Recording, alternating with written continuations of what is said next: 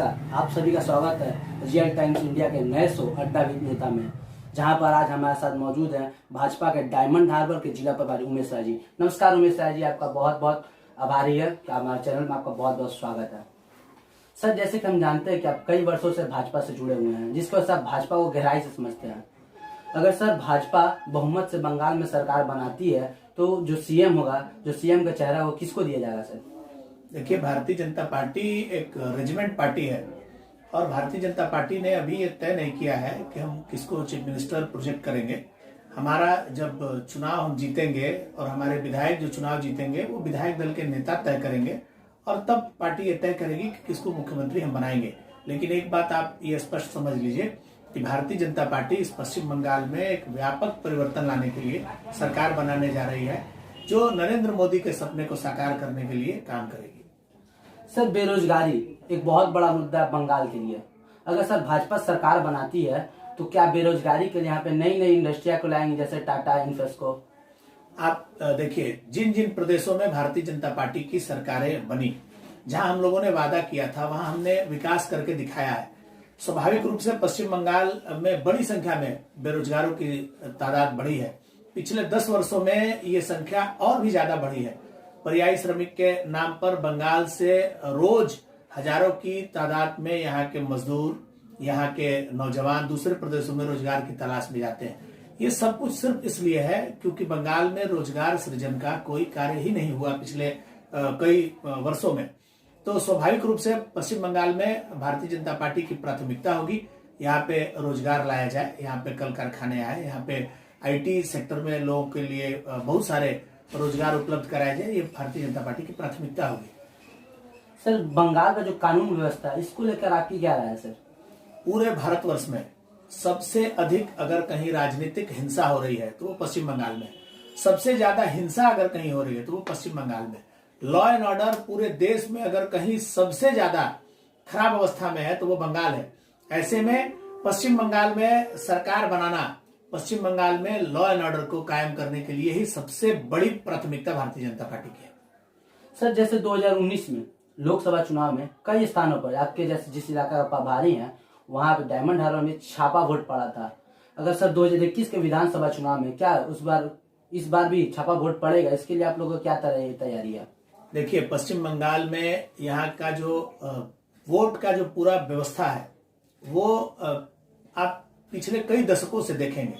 जब यहाँ स्थानीय निकाय के चुनाव होते हैं, पंचायत के चुनाव होते हैं, तो बड़ी संख्या में यहाँ पे वो उस चुनाव में धांधली की जाती है, लोगों की हत्याएं होती हैं, लोग उम्मीदवार तक नहीं बन पाते हैं, मतदान के दिन हत्याएं होती हैं, कि गिनती के दिन हत्याएं होती हैं। और ये सारे विषयों को ध्यान में रखते हुए इस बार भारतीय जनता पार्टी ने चुनाव आयोग के सामने गुहार लगाई है और हम इस बात को लेकर एकदम तय है कि इस बार पश्चिम बंगाल में जो विधानसभा का चुनाव होने जाएगा वो पूर्ण रूप से निष्पक्ष चुनाव होगा और इस चुनाव में सुरक्षा सबसे अहम मुद्दा होगा।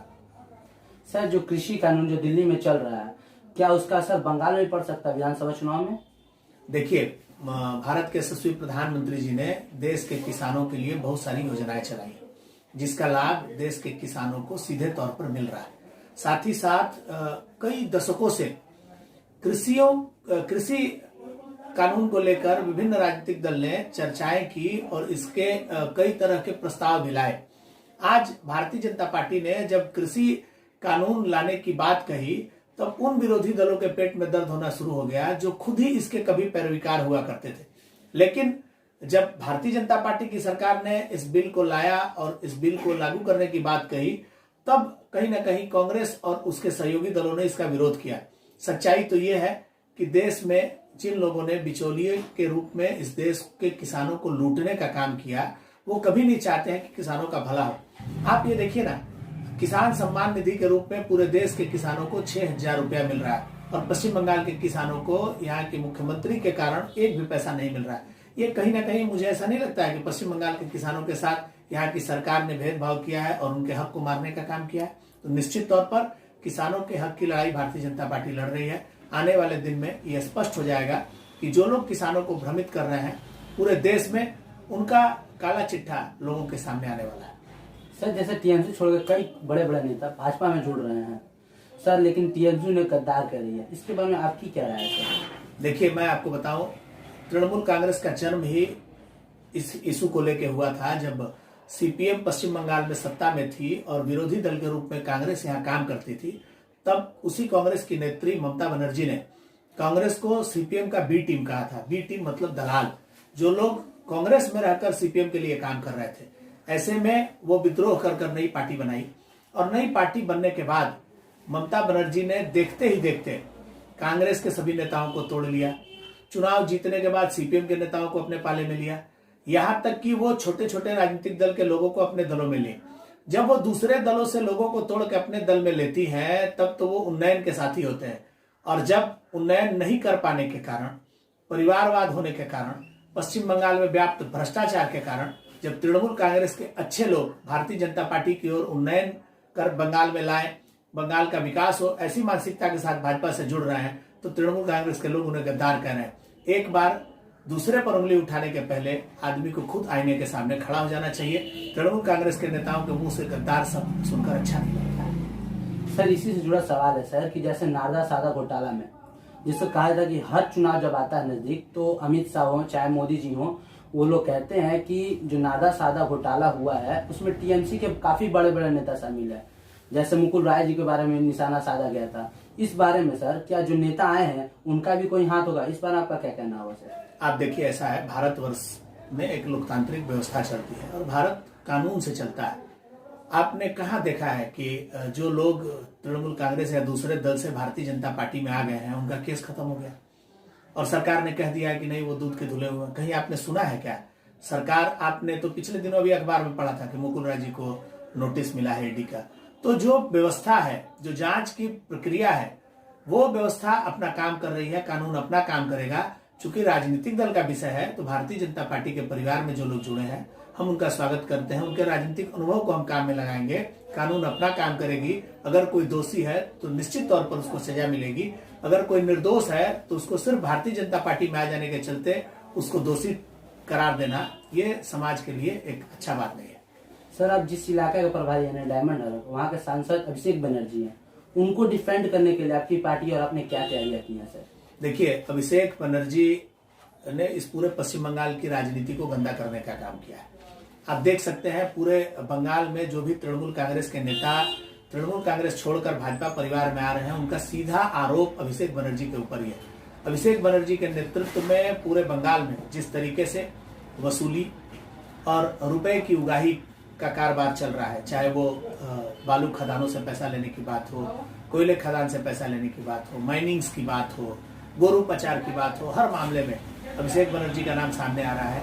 और अभिषेक बनर्जी के ऊपर ही बंगाल में सबसे ज्यादा भ्रष्टाचार के आरोप भी लग रहे हैं। तो कहीं ना कहीं अभिषेक बनर्जी अपने इन पापों के कारण ही उनका खात्मा हो जाएगा। और जिस तरीके से उन्होंने उस इलाके में गुंडागर्दी और मुस्लिम तुष्टीकरण को हवा दिया है वो उनके विनाश का कारण बनेगा। जनता इस लोकतंत्र में आखिरी फैसला करती है, जनता से ताकतवर कोई नहीं है। और डायमंड हार्बर की जनता आने वाले विधानसभा चुनाव में ये प्रमाणित कर देगी कि वो गुंडागर्दी को, वसूली को और तोलाबाजी को समर्थन नहीं करती है। सर जैसे जनता जानना चाहती है, जैसे कन्याश्री, रूपोश्री जैसे योजनाएं हैं, जैसे स्वास्थ्य साथी योजना, अगर आप भाजपा की सरकार आती है चाहे कोई अन्य सरकार आती है तो क्या उसको बंद कर दिया जाएगा या उसी तरह वो लागू रहेगी? ये देखिए, ऐसा है कि हर सरकार की अपनी कुछ प्राथमिकताएं होती हैं और कोई योजना बंद कर देना किसी समाज के लिए अच्छी बात नहीं है।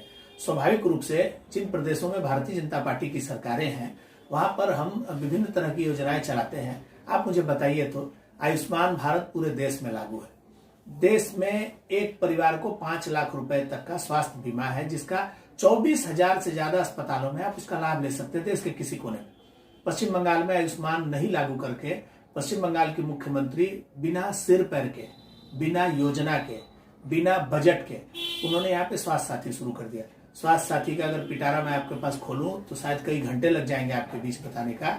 जिस योजना का कोई प्रारूप ही नहीं है, जिस योजना का कोई बजट नहीं है, ऐसी योजना को लेकर इतराने वाले लोग जनता के साथ धोखा करते हैं। मैं आपको इतना बता देना चाहता हूं कि भारतीय जनता पार्टी विकास का दूसरा नाम है। भारतीय जनता पार्टी की बंगाल में सरकार बनेगी तो निश्चित तौर पर आपको विकास दिखेगा, बंगाल के जन जन के चेहरे पर खुशी आएगी। बंगाल फिर से सोनार बांग्ला बनेगा, मैं आपको इतना आश्वासन जरूर दे सकता हूँ। सर ऐसा कौन कौन सा मुद्दा है जिसको आप जनता के सामने रखेंगे कि जनता भाजपा पार्टी की तरफ आकर्षित हो?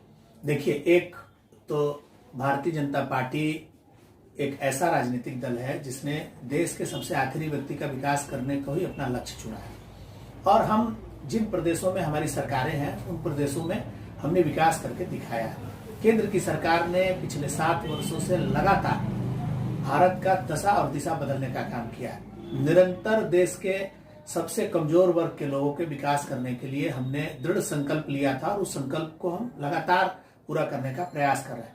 पश्चिम बंगाल हर मामले में पिछड़ा हुआ है। पश्चिम बंगाल की शिक्षा व्यवस्था, पश्चिम बंगाल में रोजगार की समस्या, पश्चिम बंगाल में सुरक्षा, पश्चिम बंगाल में लोकतंत्र खतरे में, और इन सारे विषयों को लेकर हम पश्चिम बंगाल में एक नई सरकार बनाना चाहते हैं। पश्चिम बंगाल के कारण पूरे देश में एक असुरक्षा का माहौल है। सबसे ज्यादा जो देश को तोड़ने की गतिविधियां हैं उनका केंद्र हमेशा से ही पश्चिम बंगाल रहा है।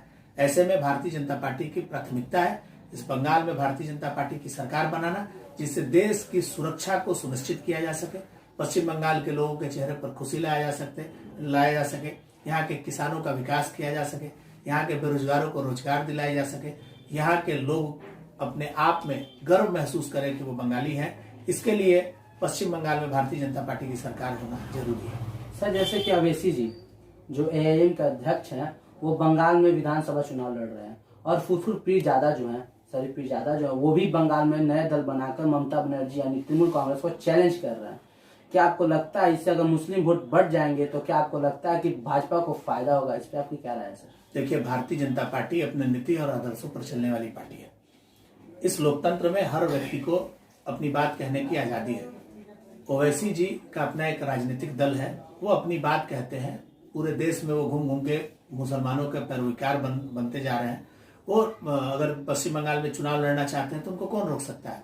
लेकिन मैं आपको ये बता देना चाहता हूँ कि भारतीय जनता पार्टी को ना ओवैसी जी के वोट काटने का कोई फर्क पड़ने वाला है, ना भारतीय जनता पार्टी को किसी दूसरे लोगों के भरोसे राजनीति कर रही है। हम पश्चिम बंगाल के जनता को ये विश्वास दिलाना चाहते हैं कि हम पश्चिम बंगाल में व्यापक बदलाव लाएंगे, पश्चिम बंगाल में व्यापक स्तर पर विकास के कार्य होंगे। हम इन मुद्दों को लेकर राजनीति करना चाह रहे हैं, ना कि किसी को ढाल बनाकर हम राजनीति करना चाहते हैं। सर ऐसे कल बांकड़ा में कार्यकर्ताओं पर हमला हुआ कि कुछ लोगों का कहना है मुस्लिम लोगों ने उन्हें मारा, तो इसमें सर आप क्या कहना चाहेंगे? उनके क्या हुआ था वहाँ पे जो बैरक जो बांकड़ा में जो हमला हुआ उस पर क्या हुआ था सर वहाँ पे? देखिए, ये कोई पहली घटना नहीं है। आज के समय में आप देख सकते हैं कि पिछले दिनों जब डायमंड हार्बर में भारतीय जनता पार्टी के राष्ट्रीय अध्यक्ष जेपी नड्डा जी रैली करने जा रहे थे, तब भी जिस भीड़ ने उनके रैली पर हमला किया था, वो भीड़ में अधिकांश लोग मुस्लिम समुदाय के लोग थे, अल्पसंख्यक समुदाय के लोग थे,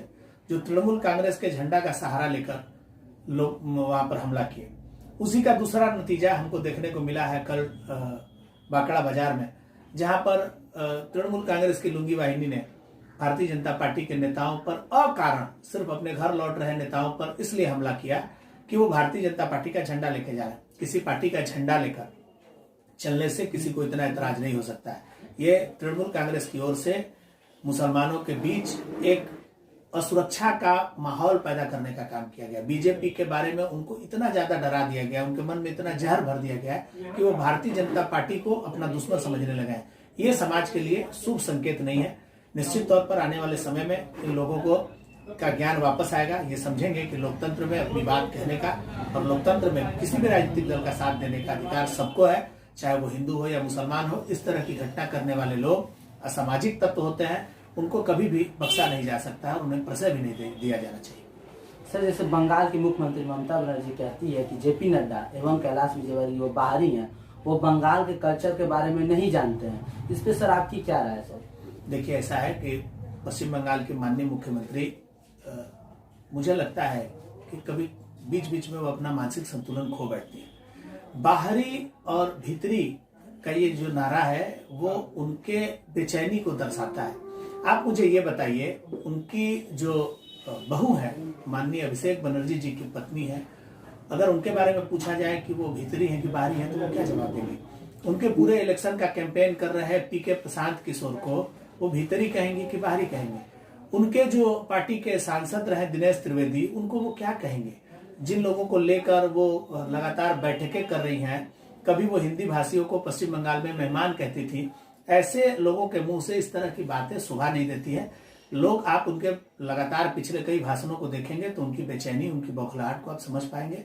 वो, मुझे ऐसा लगता है कि वो कभी कभी नाराजगी में जो नहीं कहना चाहिए वो भी कह जाती हैं। उनकी बातों का बुरा नहीं मानना चाहिए। धन्यवाद उमेश राय जी। इसी प्रकार का आगे भी कई लोगों से बात करेंगे अड्डा विद नेता में, यानी रियल टाइम्स इंडिया के शो में। तब तक के लिए हमारे चैनल को लाइक, सब्सक्राइब, कमेंट और शेयर करना ना भूलें। धन्यवाद। जय हिंद।